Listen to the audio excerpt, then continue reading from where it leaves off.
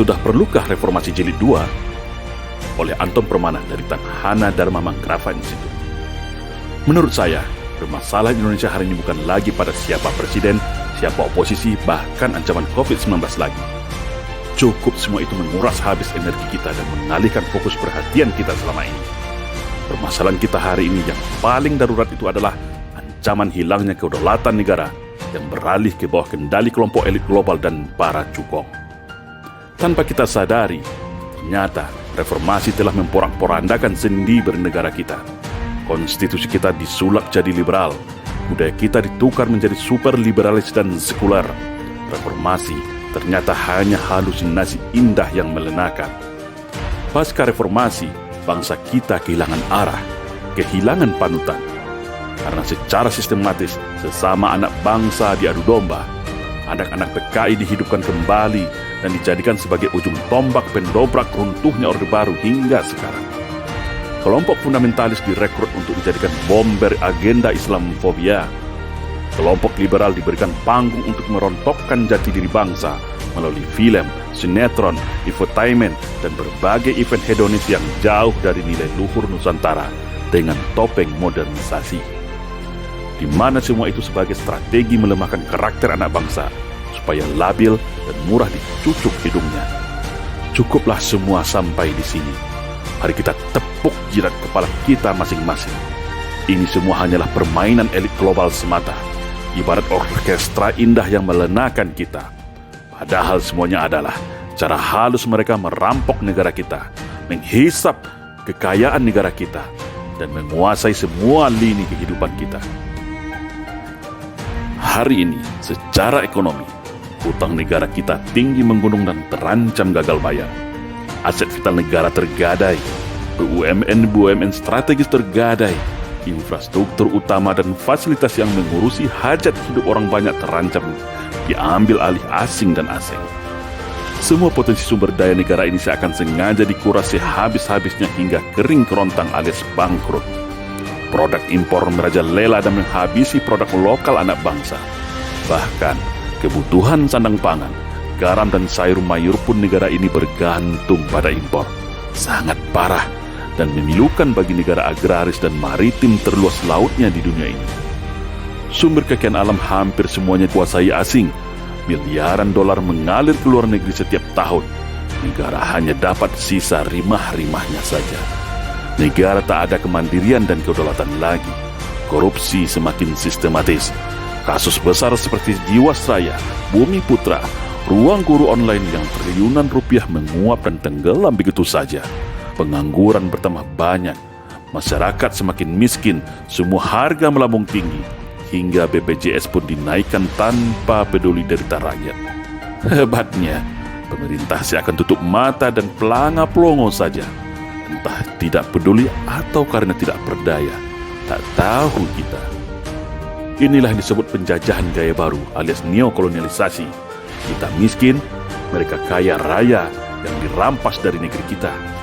Sebentar lagi, undang-undang haluan ideologi Pancasila RUU Omnibus Law akan disahkan.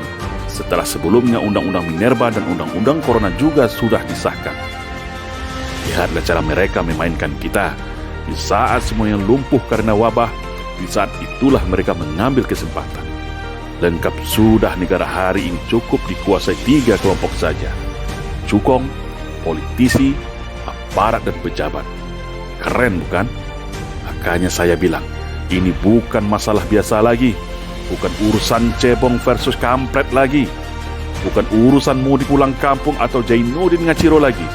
Saat ini semua tentang nasib kita, nasib bangsa Indonesia yang telah salah arah, salah urus, dan menuju kehancuran disintegrasi bangsa. Puncaknya nanti adalah kita semua akan dipaksa dan digiring kepada satu titik yang bernama perang saudara. Caranya sangat mudah. Lukai dan sakiti sekelompok mayoritas agar reaktif dan radikal. Lindungi dan persenjatai kelompok minoritas dengan fasilitas kebal hukum, power kekuasaan dan senjata. Maka jadilah dua kubu ini seimbang dan sangat enak untuk dibentur-benturkan sampai semuanya hancur lebur. Ibarat politik belah bambu, satu diangkat, yang satu diinjak-injak. Setelah dua kubu ini kalah jadi arang dan hancur lebur, barulah mereka rebut kekuasaan secara penuh dari kita. Apakah kita rela? Apakah kita mau? Ayo, kumpul semuanya. Rakyat sudah gerah dan marah. Rakyat hanya butuh satu komando dari tokoh bangsa dan ulama. Kesulitan ekonomi dan kerusakan negara sudah di mana-mana. Mari rembuk nasional. Rakyat sudah sangat rindu melihat para tokoh bangsa berkumpul kembali bersama-sama tanpa ada lagi gap kubu-kubuan. Negara kita darurat. Negara kita diambang kehancuran. Cukup sudah kita diacak-acak dan diadu domba para naga-naga. Kita berdarah-darah, mereka tertawa gembira.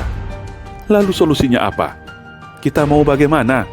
Jawabannya adalah reformasi jilid 2 dengan cara yang konstitusional. Kembalikan konstitusi negara kita kembali kepada Undang-Undang Dasar 1945. Hentikan instrumen permainan kekuasaan oligarki yang semua dipegang oleh partai politik. Sedangkan partai politik dikendalikan istana. Sedangkan semua itu dikendalikan lagi oleh kekuatan elit global dan cukong di belakangnya. Ini berbahaya. Negara menjadi rusak dan hancur kalau terus dibiarkan. Karena negara ini ada atas mandat daerah dan raja-raja Nusantara dan perjuangan para syuhada. Bukan partai politik dan cukong. Kok hari ini mereka yang kuasai negara kita ya? Sebodoh itukah kita semua? Ingat, kekuatan utama rezim hari ini ada pada aparat keamanan yang bergeser menjadi alat kekuasaan, yang begitu setia menjadi tameng kekuasaan. Mereka yang seharusnya setia bersama rakyat, hari ini telah dibajak oleh kekuasaan.